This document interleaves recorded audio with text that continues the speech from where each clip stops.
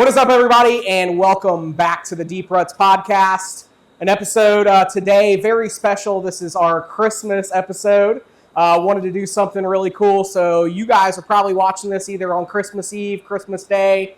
If you're watching it later, you missed some of the fun here. But today I have with me a very special guest, Buddy the Elf.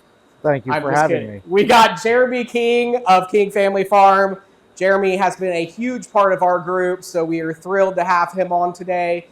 Continuing doing some of the trail team and stuff, and we're going to be working on getting into some of our original OG members and then working throughout all of the members of Dayton, Ohio, Toyota Off-Road Enthusiasts. So, Jeremy, let's talk a little bit about how you got into the group. How did you find Dew Tour?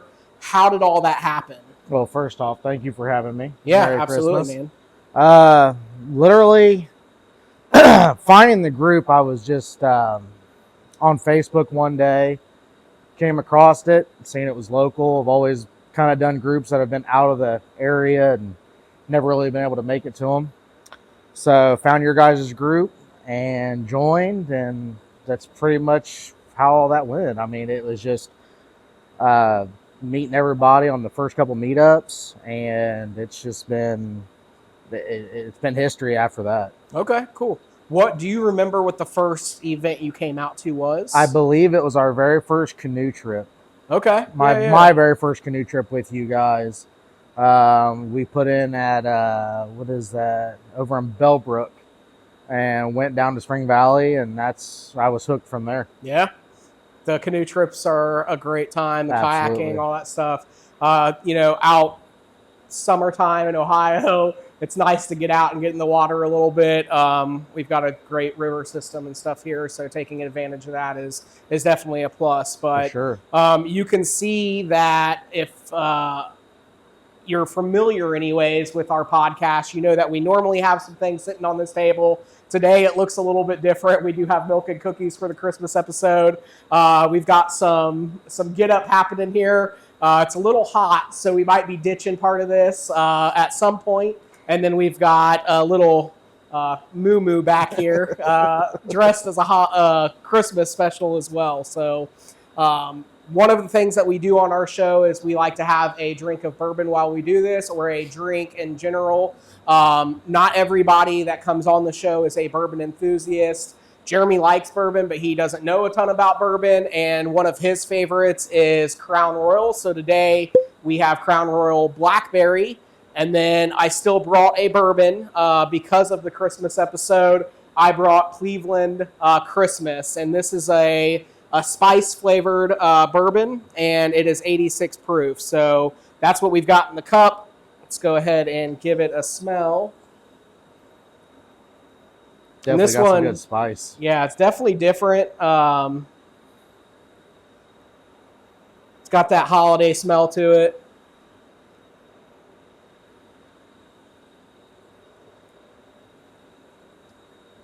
And that comes through pretty good in that as well. Oh, yeah. You can definitely taste the spice.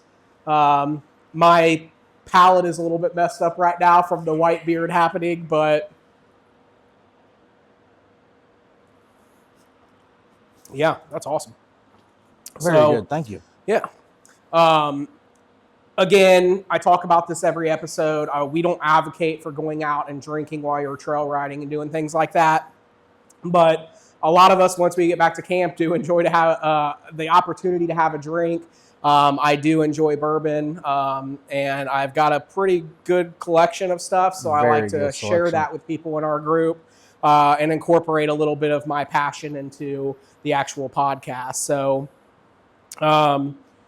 Jeremy, you talked a little bit about, having found the group and it being local and a little bit different than some of the other groups that you've been in. When you talk about other groups, what stuff are we talking about here? Mainly before the Toyota came along, I was an all Ford guy. I've got a 79 Ford Bronco. I got a 77 F-150. Also, I've got an 07 F-150 that I was in another group with. Been all the way out to Missouri, Kentucky, Tennessee for shows with them. It's just really hard going that far and not having the family and the camaraderie that this group has with other groups. I mean, Yeah. them other groups, it's all about the dollar amount and how much you want to spend. This group here, it's what we can put together by hand, fix ourselves, and it's not always about dollar amount. Yeah. So Jeremy has a pretty good repertoire of vehicles around the farm here. But today we are sitting in front of this beast. So Jeremy, talk to us a little bit about this. We are going to do an episode of The Rig, which is a mini series that we do for this, which is where we do a walk around of everybody's vehicle. You get to see the different aspects of that and the modifications they've made, things like that. But today, what do we got?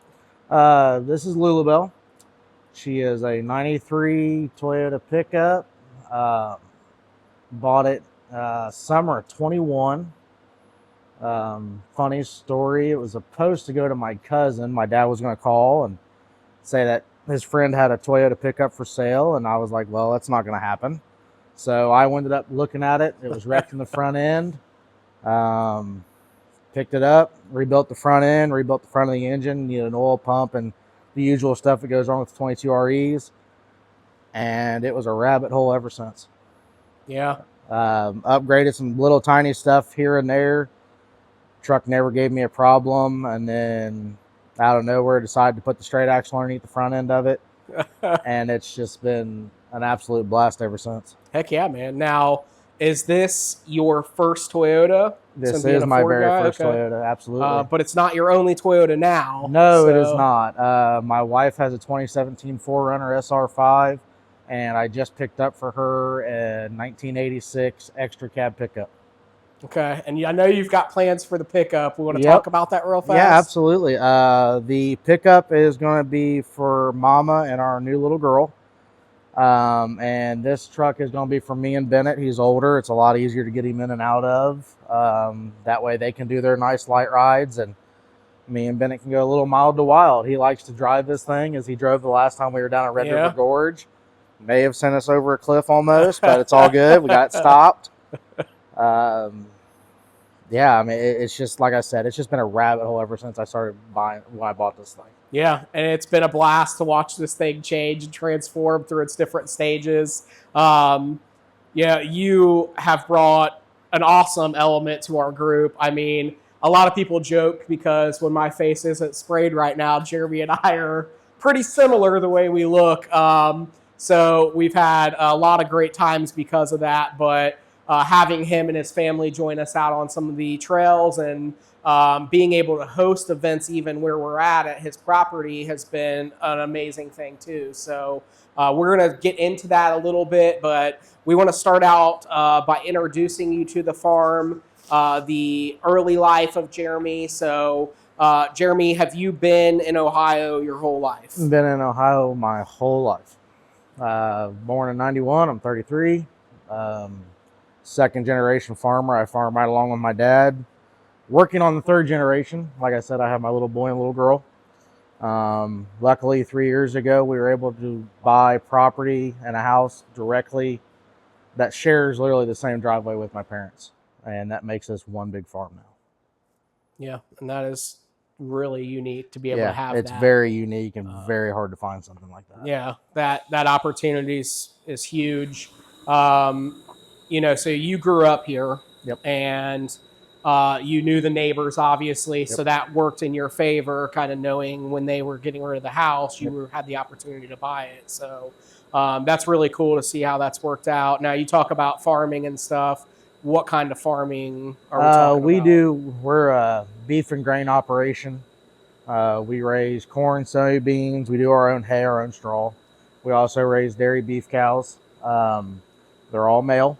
No milk in here. We get them from a dairy, get the bull calves, steer them out, feed them out, and we just sell freezer beef by the word of mouth. It's my dad has literally done it since 91 when they moved here, and it's just one of the things we've always done. We've got a great clientele, and literally we are booked a year out from being able to have meat at the butcher and to sell. Yeah, and I've had Jeremy's beef on different events and stuff, and it is very good meat. So thank you for that, Jeremy. He's always taking care of the admin team when we're doing meetings and all of that good stuff. So it is a blast. Now, Did Dad have a background in farming and stuff before you guys moved here then? Yes. Because 91, so you guys moved here the year you were born, essentially. Yes. They built the house in 91. Everything here my dad has built. We've grown over the years. My dad had a farming background. His dad farmed as well, over off Port William Road, Hussey Road, just up here on 68, not very far from us. My aunt actually lives on the original homestead there. So they don't farm or anything anymore. Dad had a little bit of a rough childhood, so he raised all of his brothers and my aunt and everything. So when they could go out, they used to live over off Krebs Road, close to Spring Valley. They found this place, bought it, built the house and everything. I believe we built the shop in 98, 99. My dad used to work literally in the garage. Been out there multiple times, splitting tractors in the garage with him. I'd sit in a chair and sit and watch him. Built the shop. Dad and I would literally put plywood down to split tractors to work on equipment here. I mean, we never had the concrete. We put the concrete in 06. And from there on, it's just been, this is my dad and I's bread and butter. I work for Bobcat at Dayton full time. I run a service truck for them. My dad and I also have a fabrication shop and a custom shop here where we do lawnmowers, tractors, anything with an engine. We're not afraid to work on it.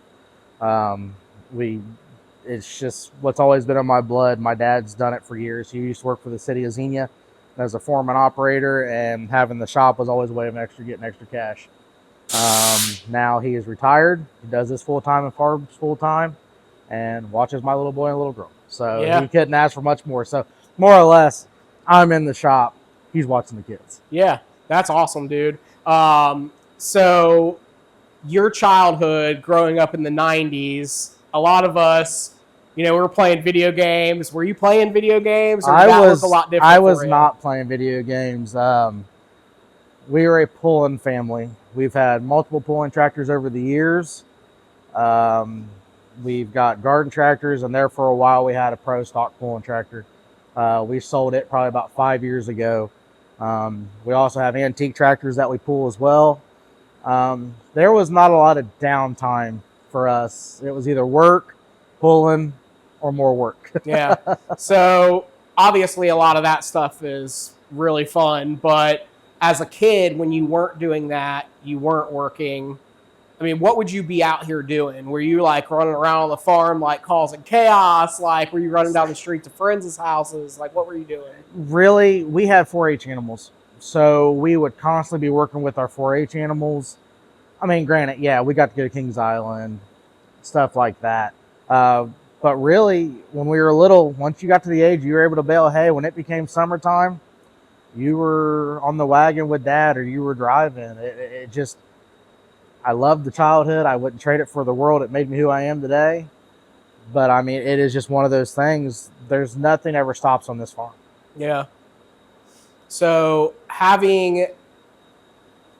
jumping ahead a little bit here, growing up on the farm led into what as your first job? I mean, this was clearly your first job, owning or being involved with the farm. So when I was real young, we have a friend of ours that owns a sweet corn stand over off Jasper Road. I went and picked sweet corn. That was like kind of one of my very first jobs, if you would say, off the books, completely under the table. After that, actually, when I was in high school, for a while, I helped install fences for Lowe's. And then right out of high school, I went to college for John Deere, did their Power Up program, graduated in 2010 from high school, and then graduated in 2012 from Owens Community College up in Toledo, and got my degree. And then I worked for John Deere till 2016. Okay, cool. So timeline-wise, where did your wife come into the picture then? Because you guys have been together. My wife and I in 2026 will actually be together for 20 years. Okay. We met freshman year of high school in 06. But actually, it goes even further than that. My wife and I literally went to preschool together. And I was so mean to her. I don't even know why she decided she wanted to marry me. I took her big wheel from her and everything. I picked on her But hey, it worked out. I got lucky, asked her to marry me, and that's that. Now we got 2 beautiful babies. So Yeah, they say that's how that works. If you got a crush, you pick yeah, on her. yeah. But I've heard multiple stories of her going home and saying I was very mean to her, and lo and behold, she decided she wanted to stay with me. yeah. So how did that come about? Your freshman year, you guys started dating. So actually, it was my summer going into my freshman year. Was in 4-H, like I said. We have this thing at the Greene County Fair called the Calf Scramble every year. When you get of age and you take a big animal, they take on the track and put up a bunch of gates where they let calves out, steers. And you have to catch that animal, put a halter on it, and take it to the center of the ring. And you're talking 600 to 700 pound animal that you have to catch by your bare hand that's running free with 8 to 10 other people. It's an absolute blast. It's the biggest adrenaline rush. It's so much fun. Literally, she was working at a concession stand, literally with the neighbor that I bought the house from. She used to help him on and off. I seen her, and I was like, hey, I remember, and all this kind of stuff. We were through band every once in a while together. And literally asked her if she'd come watch me, and from then on, we were together thick as thieves. That's awesome, dude. Yeah. It's cool how that's worked out. And then obviously the 2 kids. Yep. So what was it like when you found out you were going to be a dad? This is before you knew it was going to be Bennett, before you knew it was a boy. You didn't know. What was it? What was your thought when you were like, man, you're pregnant? Like, how did she tell you that? Like, how did all that happen? So we have a very good friend that's a photographer, and she told me that she wanted to get some newlywed pictures of a couple. Tori and I have been together already for, I believe, 2 or 3 years, because Bennett will be 5. 2 or 3 years. She's like, you guys have been together long enough. You guys aren't afraid of each other being acting like newlywed, and I just need some photos. No big deal. So we went to the Corey over off 235. Okay. So we're taking all of our pictures and everything. I'm being a goofball. I can never take a serious picture. You can ask my wife. She'll say the exact same thing. And literally, Amber's like, here, you guys go about 10 feet apart. I'll give you a board. And I'm going to ask you what you're looking for, like, in your relationship, what makes you guys strong, and all this kind of stuff. She asks you certain questions. And then she's like, what are you looking for in the next year? And I was working on my 79 Bronco at the time, so I was being goofy. I said Broncos and babies. Like, if we weren't trying, we were not trying at the time. So we turn around, and my wife's board literally says, watching you become a daddy because we're pregnant. And literally, I didn't know anything about it. Didn't know it was a telling shoot. Man. Literally, I put Broncos and babies on mine. And I'm like, well, this just, I can't believe this. So come with that. You just come well of emotion. I grabbed a hold of her, just held her. And then it like set in. I'm like, oh, crap. I've been able to live. She's been able to live. But can we really keep a little one going? Just like all this different side and stuff hit your head. And I the day he was born, they say the love for your children is something that you've never felt before. And it is so true. So true. Just holding that little boy. I mean, and he was a month early. We got very lucky with him. He was a month early. When he was born, he could lay from my forearm to my elbow. That's how little he was. Got really lucky. He didn't have to spend any time in the NICU, and he has been a strong-willed little boy, as you know, ever since. He has been a blast to have out on the trails with us. Not only the trails, but at the campsite. You know, oh my goodness, he is very hands-on. He is the one that is like able to rile up all the kids and get them to play. Yeah, absolutely. Now, obviously, just had another one recently. Yep. So, what was it like finding out that you were not only a boy dad, but you now also have a daughter? Oh my goodness, I still don't know what I'm doing.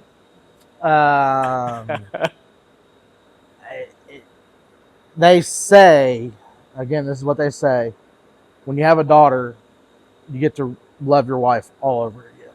It's just different. Yeah. And I'm totally seeing it. That little girl, she's very sassy like her mother already. I mean, she's only 3 months. But man, does she already have an attitude, and it's so much fun. She's getting to that stage where she's starting to giggle, where she's starting to smile. Um, she's mommy's girl right now. I'll give her that for a little bit, but no, it's been an absolute blast. Now finding out when she was coming was a little hectic, but we're all good. But no, it's been great. Bennett's been the best big brother. You've seen how he is with her. I mean, he just really wants to take care of her.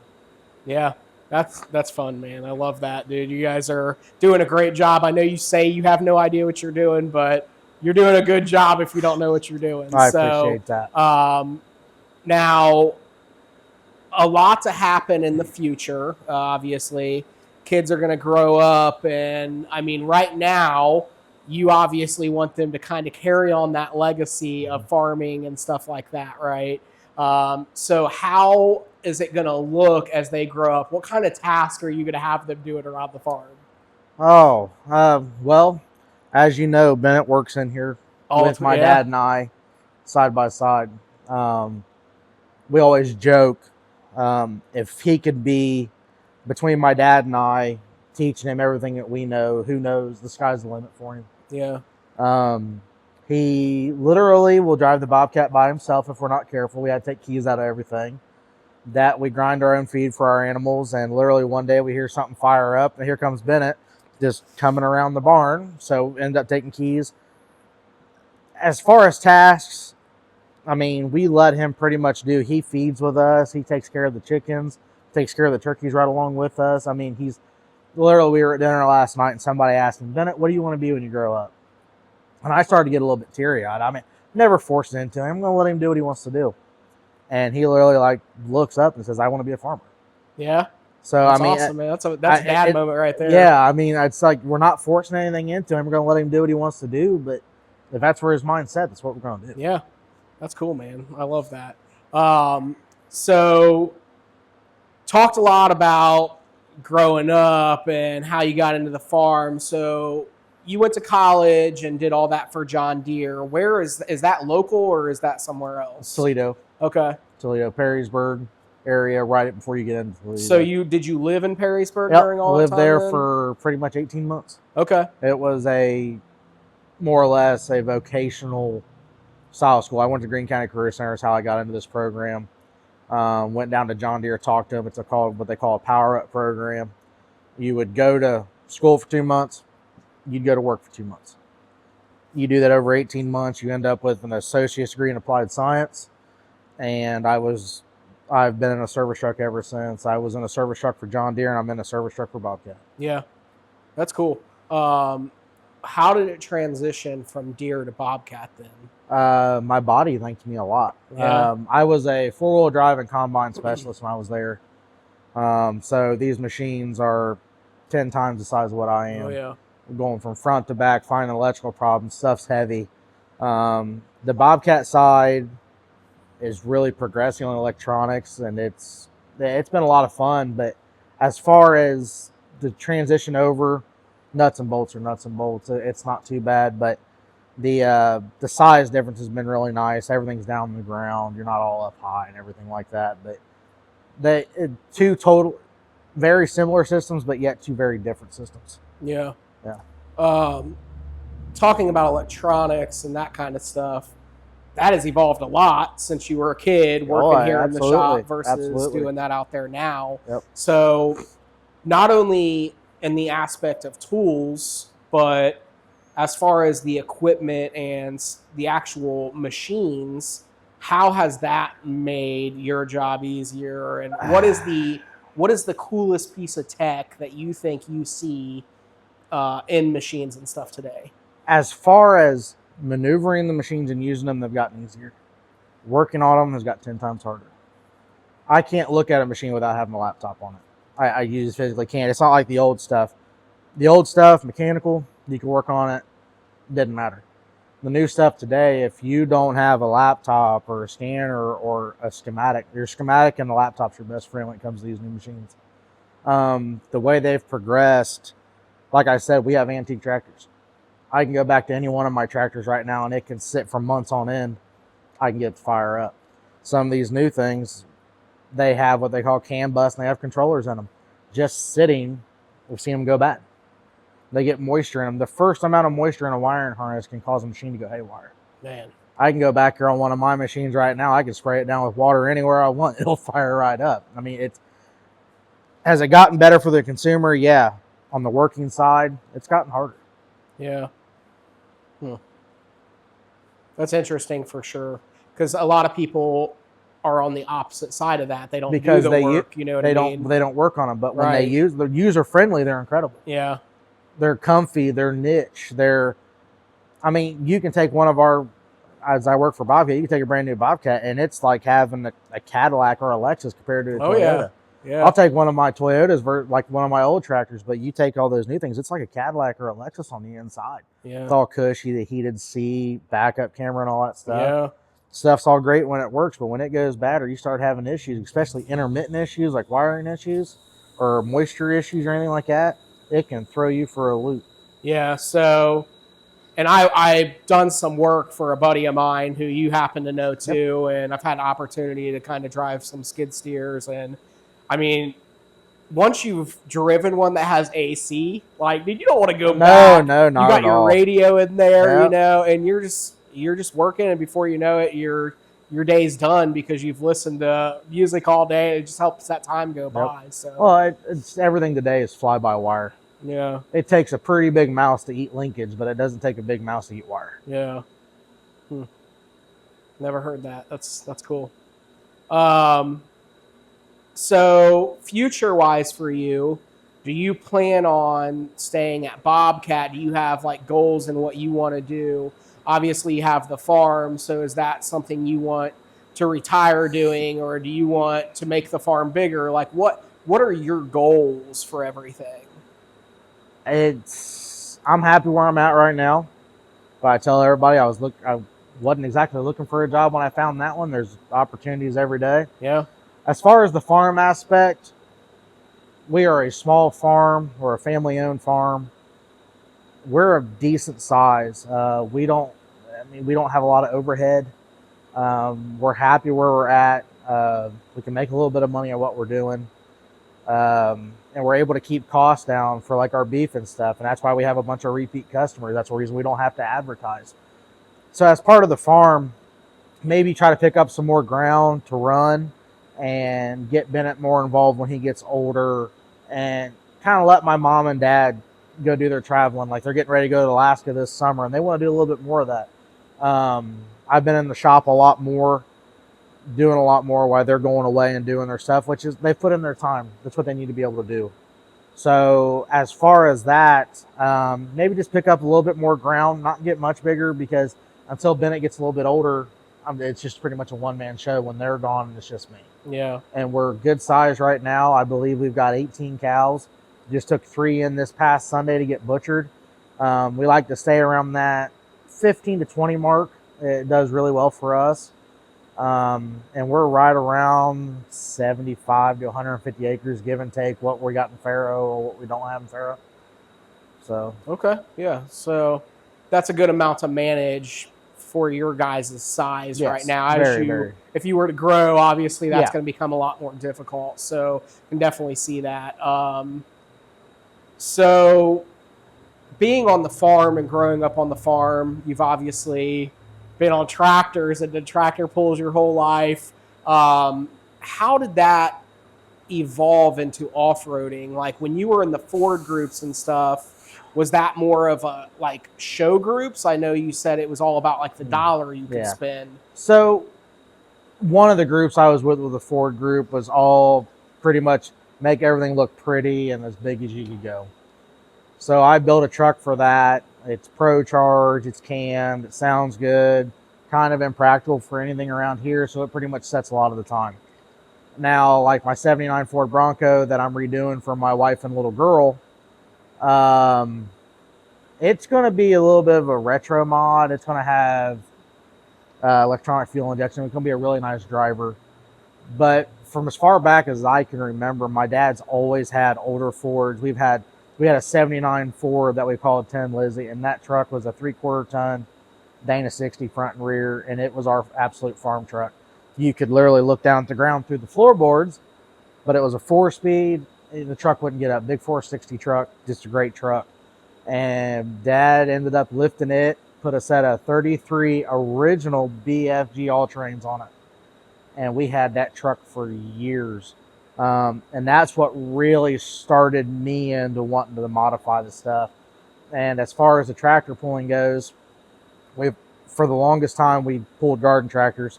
We were always called the catalog tractor. My brother pulled it for a while, and then I rebuilt it for my son. We call it the Nugget. And literally, it's just a tractor you could have ordered out of Sears and Roebuck. It's belt drive, and we're pulling against Cub Cadets. They're all shaft driven. And back in the day when my dad would pull or we would pull, we would get made fun of because we would win classes or be high up in classes, and people would call it the catalog tractor because you could have literally went and bought it and just had a few modifications where they were doing a lot more work. Yeah. If you take a belt, you have slippage versus a shaft drive, you're just using the clutch. There's not as much slippage. That progressed into doing the antiques. Antiques are just a lot of fun. You can't do a whole lot to them. And that progressed into Dad built a pro stock. And when he built the pro stock, we were very competitive for about 4 or 5 years. And then when all the money grab came along and all the different turbos came out and all this other different stuff came out, it became really expensive really, really quick. Yeah. And we were at a pool. We were at Hamilton County Fair, and we cracked the head on it. And it was at the decision point of, do we fix it, fix the cracked head, and update everything? Yeah. And put a bunch of money in, because we're doing it by our dollar. I mean, we had a couple sponsors, but we didn't have anything big. So next thing you know, we decided to sell it. The truck is out the tractor is out in Indiana right now. They still run it, but yeah, that's how all that went. And the off-road, I've always been in the off-road industry for as long as I can remember. I was the kid that had the subscription to 4-Wheeler Magazine, watching all these guys build all these big trucks. I mean, 2.5-ton Rockwells, doing the adventure challenges and all this kind of stuff. Yeah. Just been into it from a very early age. I mean, multiple times been up to the 4x4 Jam up in Lima, back when it was the old school stuff like the square body Chevys, the older Fords, just people doing stuff that nobody had seen before. Yeah. And just was absolutely hooked on it, and built those big trucks like my 07 and the Bronco and that 77 that I've got. And when I heard about this thing, I've always heard Toyotas had great reputations. But when my dad, I kind of may have bought it a little bit out of spite so my cousin couldn't have it, not going to lie. But just what these little things will absolutely do. I had no issue with the IFS, but I wanted a little bit more articulation. That's the reason I went a little bit bigger and put the straight axle underneath of it. It's just the kind of stuff that we do, and I just wanted to build something myself and say that it was built, not bought. Yeah. That it is. You take a lot of pride in doing that, Absolutely. obviously, and having something that you and Bennett can enjoy, Yep. you know, and then that's going to be a whole nother process when you start building Tori's truck, you know. It's really cool to see that, and it's been a blast to see you in the mirrors, and, you know, this Lulu is a sight on the trails. She really is. It's fun to watch this thing. And you've been on a lot of those trails, you know, a lot of the Red River Gorge trips, Windrock. Yep. What is your favorite Dew Tour moment? Ooh. Oh, hang on. I'll let you think about that. We have hosted, or you rather have hosted, several events here at the farm. And we do Recovery Day out here, which is an event that we teach people how to use winches and shackles and all that stuff properly. Recovering vehicles and that kind of stuff is pretty common when we're out on the trails. So being able to use that stuff properly is extremely important. And not only that, but we also do Halloween parties and truck or treat and stuff out here. Thank you, by the way, for allowing us to use the property for that. That has been amazing to see people come together and attend these events and really just kind of sit back and watch them delve into being able to do that stuff and learning about it. But not only that, the kids side of it, when the kids are here and they're going through truck or treat, they're walking through the woods and stuff. It is so fun to be able to decorate our stuff and hand out candy and be able to extend that to the family side of everything as well. With that in mind, it doesn't matter if it is an event like that, if it is an off-road ride. What is the favorite Dew Tour memory? I have 2 of them. Okay. So it's a picture. I can't remember who took the picture, but it was when we were on spas and we just came up the waterfall and we all parked. It was me, you, and Jeff. The picture that we took. I don't know why, but it was just a beautiful day. The picture of all 3 of us, because that's what this group is about, is the family aspect of it. That is one of my best. I love the picture. I love the moment that we were in because we were just having a good time. The other one would be, and you took the picture, was Bennett last year at the recovery day playing with his Tonkas. And literally just right in the creek, just covered in absolute mud. You can see people pulling vehicles in the background while he is literally playing. Yeah. You can see all the people standing around. And it is literally just the family and the camaraderie that honestly drew us into this absolute group. I mean, this group has been incredible. You guys have taken us in just like we were absolute family. Yeah.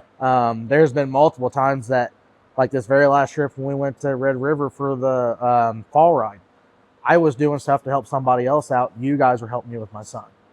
Because what we were doing, we were moving a trailer because somebody's 4Runner broke down. They had to use my trailer to go get it.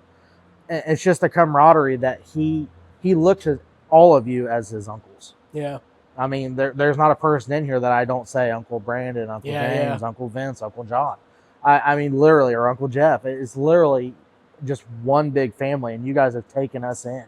Him and the Wainers. He absolutely loves those Wainer boys and loves when they come to the recovery day and all the different events that we host. And that's the biggest drive for us hosting these events, is to get the families out here. Not a lot of people get to do some of this stuff all the time, like the trunk or treat. Families have to work. We understand that. So why not have it someplace where people are comfortable? Kids can run around. It's fenced in. They can't go nowhere. Yeah. I mean, it's just the family aspect of it's what's done great for us. And that's one of the biggest moments for me in this group, is just the family aspect of it.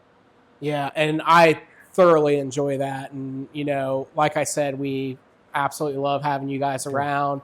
Having not only you and Tori and the kids, but your parents as well. Yeah. I mean, your parents are awesome, man. I love having them. When they come down and, you know, hang out with us for the events, it's a blast. It really is. You know, I think watching your dad watch you guys is truly awesome. Yep. You know, that is one of my favorite parts, being able to see all that, you know. A lot of my favorite memories are being at the fire and, you know, sitting back and watching everybody else talk. You know, I've been saying this a long time, but one of my mottos is, you never know, you might meet your next best friend. And that has held very true in your situation. Yeah, it has. So do you want to talk about the relationships, friends you have built through the group? Sure. Literally, I believe it may have been the first or second ride we came out on with you guys. I hauled this down. So I had my truck and trailer, and friends of the group, or people that are in the group, the Gabances, had another friend of theirs that a 4Runner broke a trailer arm. So they're trying to figure out him hauling how to get it back and everything. And luckily, I brought a friend with me that could drive my truck back, and they're like, "Hey, could you haul it back?" I'm like, "Absolutely, I haul it back, no problem." So we haul it back, and a couple of days go by, and I was looking for a set of gears, and I was talking to Vince on and off, and he helped me find a set of gears. I drove, actually, not just a set of gears. I ended up buying a black 4Runner completely just for the gears, and drove all the way out to Indiana, picked it up, came back, and from then on, and yes, I know people are going to say Vince and I are married. We're not. But me and him, it's just, we've been stuck. Yeah. It has been the absolute best friendship. I mean, that whole family, the Cabances, James, Pops, MJ, their mom, and John. There's so many similarities between their family and mine. Yeah. It is sometimes very uncanny. But I mean, honestly, the relationship that I've built with Vince, I mean, he had a lot to do. He was here the late nights. I was doing a lot of the grinding and welding. I mean, he was here holding stuff so I can get it tacked in that I couldn't hold. I mean, he was a very big part of doing this straight axle along with me. I mean, Yeah. I did the biggest part of it, but some of the small intricate things I would ask his opinion on and stuff like that. It's just we put our minds together and made this thing happen. Yeah. And it's just, you don't find relationships or people like that in this day and age. So when you do find them, just don't let it go. And they're awesome. They're coming very soon. So stay tuned. The Kabatzes are going to be on here. They have a shop called JJV Auto. Yes, they do. Very, very knowledgeable with imports and stuff like that. And a lot of people think that they only work on Toyotas, and they don't. They work on everything. There's a 3rd-gen Trans Am sitting in there right now. There is. I mean, there'll be a Cadillac in there one day. You know, they were doing a Ford the other day. I mean, they will literally do anything. All types of stuff, but Supras and Evos and all that kind of stuff. High horsepower, little 4-cylinders. They're your guys. I mean, you'll never find anybody better. I mean, they're just incredible at what they can do. And you're so right when you talk about their family and stuff. Like, I've had the opportunity to go to some of their family events, and they make you feel like family. Oh, absolutely. The way that you are treated it's so nice to be able to walk into the atmosphere and just feel like you belong there from the go. You don't know a lot of people, but now when I show up at events, they announce that I'm here. Right. They try to roll out red carpet. Yeah. You know, they try to do all this stuff. But no, they are really awesome and a great addition to our group as well. Been around a long time in the group too. So now future plans, aside from the other rigs that we have talked about, what are we doing to Lulu? Is there going to be anything big coming? We're going to run this platform until something majorly breaks. That is kind of not my fault. Had an incident the last fall ride, kind of may have broke a ring gear in the front end. It happens, not a big deal. We were able to get the person out. Big plans would be trying to find a set of Dana 60 front and rear for it, or maybe a 9-inch in the rear. Just give it a little bit higher, give it a little bit more flex. But honestly, until it gives me a problem, I'm not going to change too much. Yeah. Maybe fix a little bit of the rust that's on it, but other than that, not too much. Yeah. And you have kind of Frankenstein this truck a little bit. Yeah, it's a bunch of different pieces. You've modified it, and even if stuff isn't designed for the truck, you've been able to make that happen. If, again, check out the rig series, because there's a lot of modifications, all that kind of stuff done to these vehicles that can inspire you to do things to your own rigs. So Jeremy's got onboard air, and he's got a drawer system, and he's got a trailer too, actually. So not just limiting it to this, but a lot of really cool rigs and stuff come through those. So now, talking about Do Tour again, and on the subject of future, where do you want to see Do Tour go? Like, what would you like to see in, like, let's say the next 5 years? Say the next 5 years, just keep growing as a group and just keep our camaraderie that we have, and let's do a trip out west. Yeah. Let's go someplace. I mean, we've been to Windrock, we've been to Kentucky a bunch of different times. We've been to Aspen, a group of us. That's in Indiana. I mean, I'm ready to head out west, or just any place different. I like trying the new parks. Hit them 2 or 3 times and then switch to another one for like our big yearly ride that we try to do. Like when our Windrock ride, we were in talks of maybe next year doing something different other than the Windrock ride. Yeah. We added Wildcat. We're going to do Wildcat. So we're just trying to hit up all these different places. And the other big thing for me, being a small business owner with my dad, is some of these parks and stuff like Wildcat and stuff, they're still family owned. So you're helping them along as well. Instead of Windrock's a very big park. It's a very well known. It's going to get the people to it. But like Wildcat, Rush, and all these other places, let's give back to their families. Just helping out the small guy. It's been a great thing. Yeah, and this group's very good about giving back to the the family-owned businesses like the Cabances or Andy Ross with RFO or Jeff Gilbert and Block Detail and all them.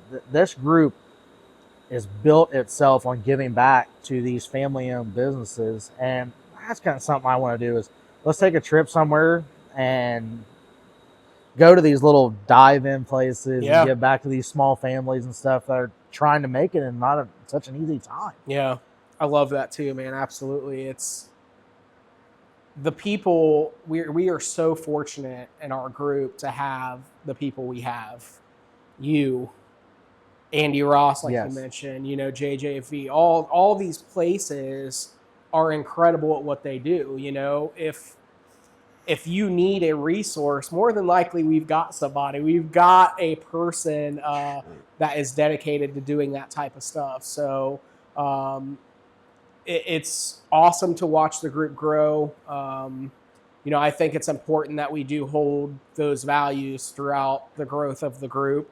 As it gets bigger, you get some bad eggs and you deal with that and you just keep moving, but for every bad egg, you get 10 good people. You Absolutely. know what I mean? So as we go out to these rides, it's not about just having a rig there and off-roading. It is about that experience that you have while you're there with the friends and being around the campfire. And it really is more than just being on the trails. And, the trails is a big part of why I kind of started this. Trying to get access to trails and learn about all that, because I didn't have a history in that and I wanted to learn more. But it's really cool to see how it's transitioned from learning about Red River Gorge, right. From going to Haspen in the early days to where we're at now, hosting these events and doing all kind of fun stuff. So I'm excited to watch that continue to grow. Trickling in new educational events over the time. Right now with the recovery day, we add a little bit of a first aid element to that. At some point, I think it would be great to do like an actual first aid class where you come in, you do CPR, and you actually put a tourniquet on your own arm and you know how it feels to use that, stuff like that I think would be really cool and add some new features as well. So, what have we not talked about? Anything that I'm missing that you want to talk about? No, you said at the last podcast about the whole, sometimes you need to step back and take a look. Since my little ones have come along, I've really taken heed of that. And it's one of those things that you want to take a picture, but you never do. Yeah. And when, say we're at our drivers meetings and anything, and just soaking all that in, all those people, listening to you, listening to Jeff and the different people in the group and Corey and Mark. This group, again, is why my family and I are here, will literally give you the shirt off their back. Everybody is out to look out for everybody. Everybody is out to help everybody. Yeah. It's just, we are really thankful that, for one, allowed us in the group. And thanks for everything that you do for the group, because I know there's a lot of behind-the-scenes stuff that you do that not everybody gets to see. Yeah. It started as a hobby. It turned into like a part-time job. Yeah, a part-time job. A non-paying part-time job. Yeah, for sure. But yeah, and like leading into that, we do charge for some events, but that all goes towards cost of stuff. Like registered events usually have a shirt or they have patches and stickers involved. Like that all costs money. Typically we're buying water for the group. That way everybody has, water throughout the day or access to bottled water. Not only that, but going out to the gorge and, some of those bigger events. We have a website now, we're building the podcast. We're doing all this type of stuff. So, when Jeremy came out to that first kayaking event, you had no idea how that was going to go. Nope. You took the leap, or the dive rather, if we will. Yeah. You took the dive to come out and kayak with us, and look what that has transpired into. So if you're watching or listening to this podcast, keep in mind that could be you. A lot of people are nervous, and I get that, but as you come out to the events, we're just people. We're here to have fun. We're not salesmen. We're here to be a resource for you, to help you, build the rigs and get advice on aftermarket parts, or even, stuff that may be occurring on your vehicle that isn't normal. We are a wealth of knowledge here between everybody. So please don't hesitate to ask. If you got questions for Jeremy or anything, please drop them below. If you haven't already, subscribe to our channel, and then check out detour4x4.com. That's our website. So, Jeremy, it has been awesome not only having you in the group, but on the show today. Thank you. So, yeah, now that we've done all this, we can celebrate and eat these cookies Absolutely. and drink this milk. So, Merry Christmas, everybody. Happy Merry holidays and Christmas. Happy New Year to you. So, cheers.